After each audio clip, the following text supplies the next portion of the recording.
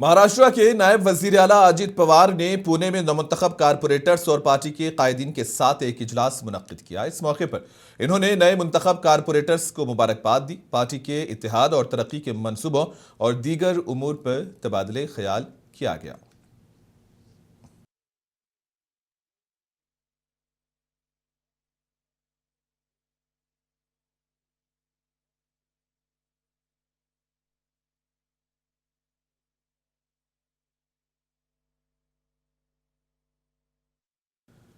महाराष्ट्र के नायब वजीर आला एकनाथ शिंदे ने कहा कि बीएमसी के इंतखाबात में हमारी पार्टी ने 29 हलकों पर कामयाबी हासिल की है और ये अवाम का एतमाद और आशीर्वाद है।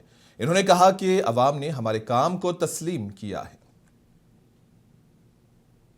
चुनकर जो लोग आए उनको मार्गदर्शन करना था और उनको यहाँ पर सब इकट्ठा हो गए, साथ में आए। बहुत दिन से चुनाव में बिजी थे, एक अलग साथ में आ जाएंगे तो वार्ड में कैसा काम करना है, वार्ड में डेवलपमेंट करना है, short term, mid term, long term, ऐसा जो काम है उसको एक फेज़ में सब प्रस्ताव बनाना और उसका वार्ड को डेवलप करना।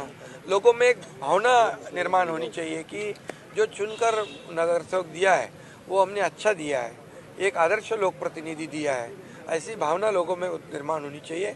और वार्ड में जितने भी काम हैं उसको जल्द से जल्द हमें आगे कैसे बढ़ाएंगे ये मैंने उनको कहा है और राज्य सरकार के माध्यम से भी उनको मदद हो जाएगी, हमारे नगर विकास विभाग के माध्यम से होगी।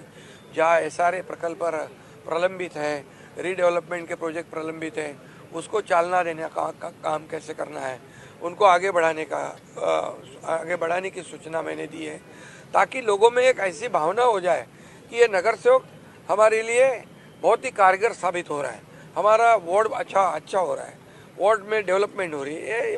ये जो जीत है महाराष्ट्र में शिवसेना को सेकंड लार्जेस्ट पार्टी के रूप में मिली है। इसलिए मैं कहूँगा, मैं हमारे हिंदू हृदय सम्राट बाला साहब ठाकरे जी के आशीर्वाद से और हमारे देश के प्रधानमंत्री नरेंद्र मोदी जी के मार्गदर्शन में ये शिवसेना को बड़ी जीत पूरे महाराष्ट्र में बीएमसी इंतखाबात के बाद अब सबकी निगाहें मेयर की कुर्सी पर टिकी हुई हैं कि कौन इस बार मेयर की कुर्सी पर बैठेगा। क्या वो महायुति के बीजेपी से होगा या फिर शिवसेना शिंदे से होगा। इन तमाम तफसीलात को जानने के लिए हमें सीधा रुख करना पड़ेगा महाराष्ट्र के मुंबई का, जहां पर इस वक्त हमारे नुमाइंदे अमजद खान हमारे साथ फोनों पर जुड़ चुके हैं। अमजद खान, मुझे ये बताइए कि बीएमसी के इंतखाबी नताइज के बाद सबसे जो गर्म सियासी जंग जो इस वक्त चल रही है मेयर की कुर्सी को लेकर के, तो कौन वहां पर मेयर की कुर्सी पर विराजमान होगा। क्या वो बीजेपी की पार्टी से होगा या फिर शिवसेना शिंदे से, क्योंकि इस बीच यूबीटी के संजय राउत का एक दावा यह आता है कि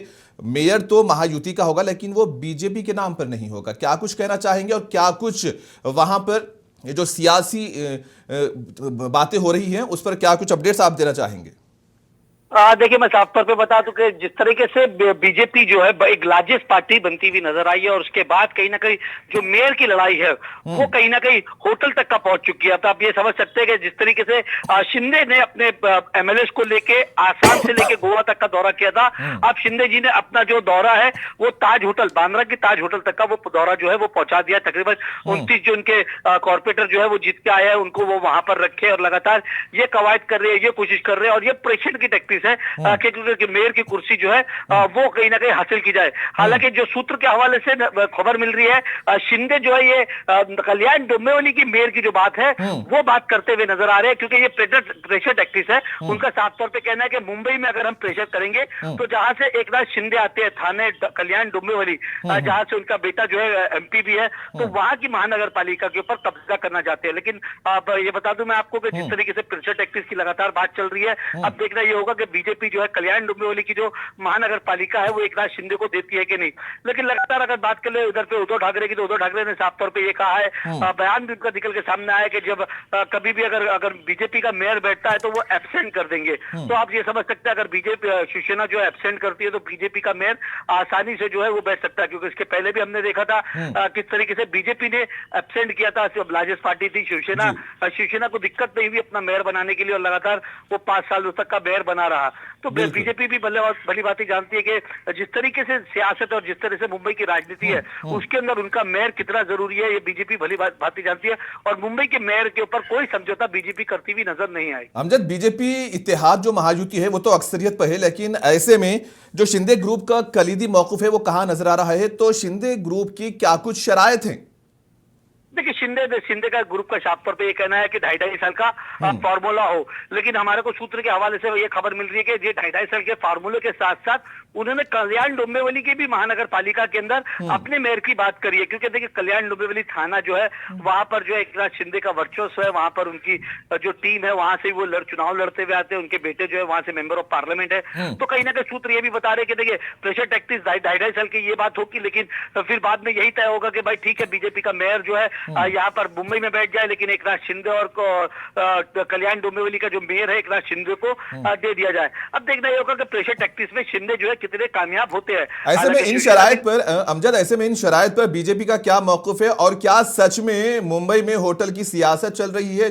जो होटल की रिवायत हर इलेक्शन के बाद, रिजल्ट के बाद में नजर आती है, वो रिवायत दोबारा से नजर आ रही है। तो क्यों शिंदे ग्रुप ने अपने उम्मीदवारों को जो कामयाब हुए हैं उन्हें होटल में क्यों रखा है? तो इस पर बीजेपी का क्या मौक़िफ़ है?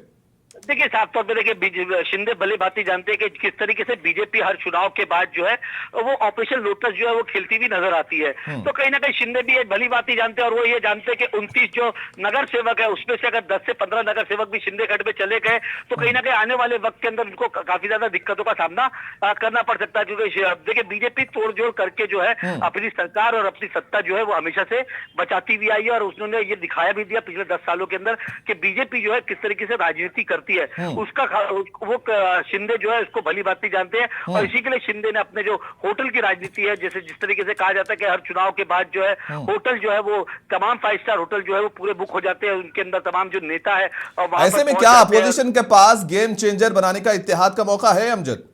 नहीं, बिल्कुल नहीं। देखिए गेम चेंजिंग के अंदर तो अगर बात करें तो एकनाथ शिंदे जब तक का इस पाले में नहीं आते, जब तक का गेम चेंज जो है वो नहीं हो सकता। एकनाथ शिंदे जो है उनको कहीं ना कहीं उनके विधायक जो उनके कॉर्पोरेटर है उनको तोड़ना पड़ेगा, तब जाके वो गेम चेंजिंग हो सकता है। लेकिन मेरे को नहीं लगता कि शिवसेना जो है वो इस गेम चेंजिंग के अंदर कुछ आगे बढ़ेगी या कांग्रेस आगे बढ़ेगी। देखिए, कांग्रेस को 7 सीटों का नुकसान होता हुआ नजर आया। बीजेपी अगर शिवसेना की बात कर ले तो शिवसेना को भी तकरीबन 10 से 15 सीटों का जो है वो नुकसान होता हुआ नजर आया। और उसके बाद मनसे की बात करें तो मनसे को भी 1 से 2 सीटों का नुकसान होता नजर आ रहा था। तो ये तमाम जो पार्टियां ये कहीं ना कहीं इस इलेक्शन में अपना नुकसान उठाती हुई नजर आई है। फायदे में तो नहीं है ये पार्टी। अगर देखिए, शिंदे गढ़ से अगर तकरीबन 10 से 15 विधायक भी टूट जाते हैं, अगर उद्धव गढ़ पे आते हैं, उसके बाद भी कहीं ना कहीं मेयर की जो कुर्सी है वो शिवसेना को मिल सकती है।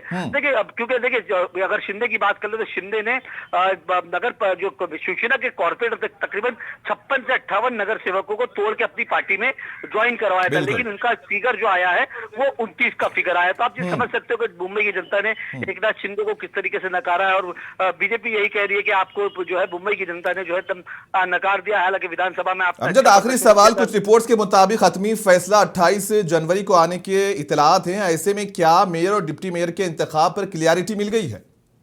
नहीं, अभी तक का कोई क्लैरिटी नहीं मिली है। देखिए, साफ तौर पर मैं बता दूं, राजनीति में कब क्या पासा पलटता है किसी को नहीं पता। हमने देखा है महाराष्ट्र की राजनीति, तो खास तौर पे महाराष्ट्र की राजनीति के ऊपर तो एक पीएचडी, मतलब इसके ऊपर पीएचडी करना चाहे तो लोग पीएचडी भी कर सकते हैं। क्योंकि इस तरीके से पार्टी का उथल पुथल, तोड़ फोड़, किस तरीके से नेता के ये गठ से वो गठ में जाना और रातों रात पार्टी बदल देना, ये तमाम चीजें जो है महाराष्ट्र के अंदर देखने को नजर आई, जो 70 सालों की सियासत में देखने को नजर नहीं आई। बहुत शुक्रिया अमजद आपका हमारे साथ जुड़ने के लिए। तो नाज़रीन, ये थे मुंबई से हमारे नुमाइंदे अमजद खान, जो कि मुंबई के बीएमसी इलेक्शन के बाद वहां के सियासी तफसीलात से हमें वाकिफ करवा रहे थे कि अब देखना यह है कि कौन मेयर की कुर्सी पर विराजमान होगा, क्या वो बीजेपी से होगा या फिर शिवसेना शिंदे से, क्योंकि महायुति वहां पर अक्सरियत में है। और अब बढ़ते हैं दीगर खबरों की जानिब। महाराष्ट्र के वजीर चंद्रशेखर बावनकुले ने शिवसेना की जानिब से मुंबई के मेयर के ओहदे के लिए 2.5 साल मुद्दत की मांग पर रद्द-ए-अमल जाहिर किया। उन्होंने कहा कि इस सिलसिले में मुतालिका कवानीन की रोशनी में फैसला किया जाएगा और तमाम पार्टीज की तजावीज का जायजा लिया जाएगा। उन्होंने संजय राउत की जानिब से दिए गए बयान की भी मजम्मत की, कहा कि हमारे कारपोरेटर्स मुत्तहिद हैं। लेकिन जब पार्लियामेंट्री बोर्ड बैठेगा तो एकनाथ शिंदे जी भी उसमें है, हमारे समन्वय समिति में देवेंद्र जी, अजीत दादा, एकनाथ जी और हमारे अजीत दादा जी सब लोग बैठकर निर्णय करेंगे किसने डिमांड की, क्या डिमांड की। कुछ बात करना है तो एकनाथ शिंदे जी, माननीय देवेंद्र जी से बात करेंगे। कुछ बात होनी है या करनी है तो मीडिया से थोड़ी होती है, पत्रकारिता से थोड़ी होती है, इलेक्ट्रॉनिक मीडिया में थोड़ी होगी। वो होगी एकनाथ जी और देवेंद्र जी बैठेंगे तब।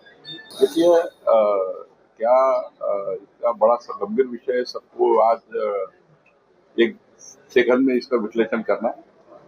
सरकार सब तरह से सामाजिक लेवल पर सभी जो लेवल है इसके ऊपर चर्चा कर रही है।